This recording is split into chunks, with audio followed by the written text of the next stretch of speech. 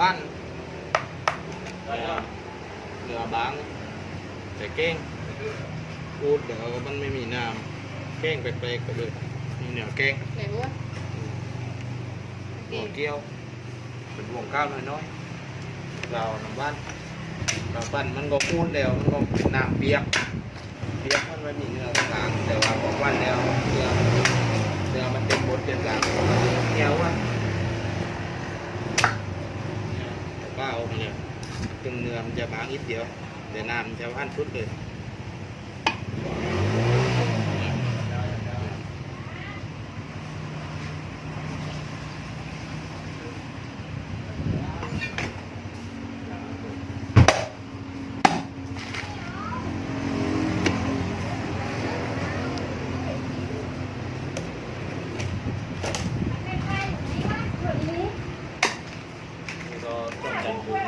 ต้องจันกรึงใช่ไหมตัวนี้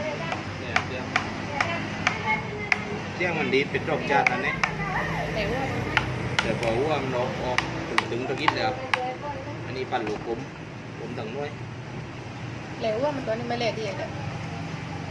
โอเครวมเลยไหม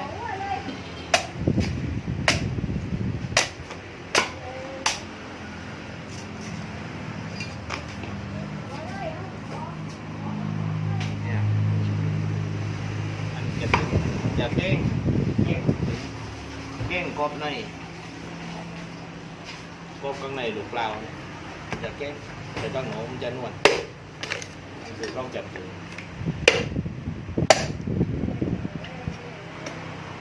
คือมันจะบางไอ้พวกนี้ ต้องจันกรึงนะ เนี่ยมันจะแกล้งอยู่ประมาณนี้เลย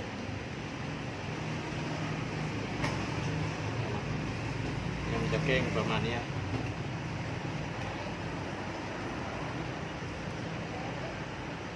เนี่ยข้างบนมันจะแกล้งอยู่ประมาณนั้นข้างหลังมันอย่างนิ่มอยู่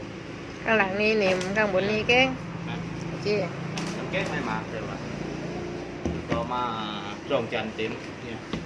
จ้องจันทร์เต็ม เอาฟังแก้งก่อน เรียงเมื่อนอันนี้ งัดไปได้บนแม่ไปควัน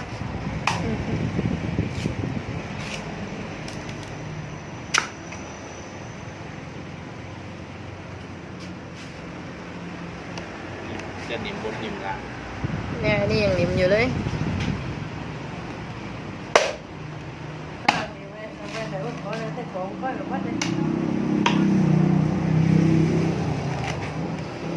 ไอ้ไรกันแล้ว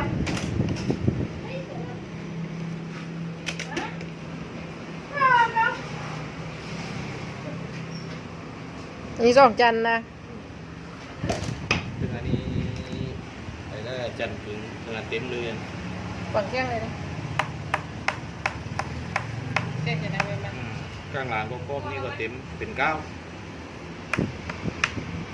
อยู่เลยนะแต่ครับมันจะไม่เดือดครับมันจะกองอยู่ในรูไปเลยกองอยู่ครบๆเนี่ยอันนี้มันจะเต็มบนเต็มหลังแต่มันเป็นจันทร์ถึงไงดูมันเป็นรอบจันทร์ไงดูจันทร์เดียวไม่กองนะต้องเดินกินเดี๋ยวละ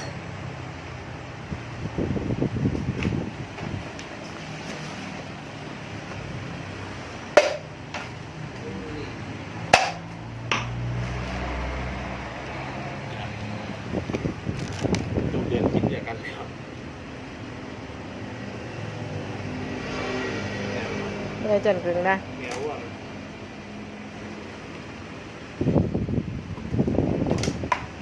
ยังไงนี่จันทร์กึ่งกันแต่ว่ามันไม่เจออีเต็มแต่ไรมันเป็นเนื้อพูดเดียวมันเป็นเมื่อนกันเลยเดียว เนื้อปุ่นนะ เนื้อบางว่านิดเดียวเนี่ยบางว่านิดเดียว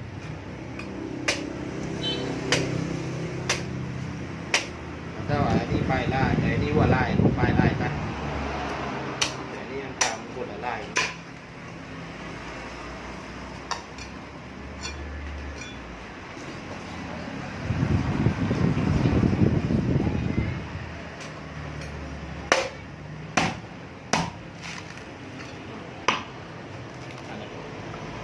างว่าอีกเดียวมันจะใส่อยู่ตรงนี้ อ่าร อบนี้มันก็ใส่อยู่ บางว่าตัวนี้ เอามาเตียบกันเลยมันบางว่าอีกเดียวคนละอีกกัน แต่นี่อันสำหรับควันมันควันได้มั่งแต่นี่อันควันไม่ได้เพราะมันยังบางอยู่เลยอ่า ประตูนี้มันยังไม่เต็มดี ซึ่งก็แต่นี่กล้ามเราถึงโลก ถึงดู เนี่ยเตี้ย อย่าเตรียมได้คิดเลย ซึ่งอันนี้พอพูดแล้วมันเหลืองเปียกเนี่ย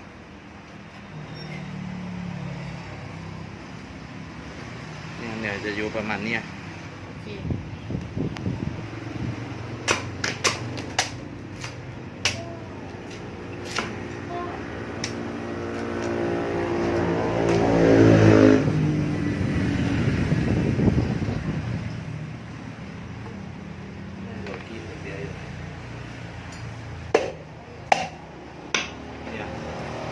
ตั้งเนื้อจะรอยกีดเนี่ยกีด อ่า เนี่ยปิดขึ้นมาเนื้อมันก็อยู่ประมาณเนี้ยแต่ข้างหลังนี่เราจะไม่นับเพราะมันใกล้ไปแล้วมันไม่มีเนื้ออยู่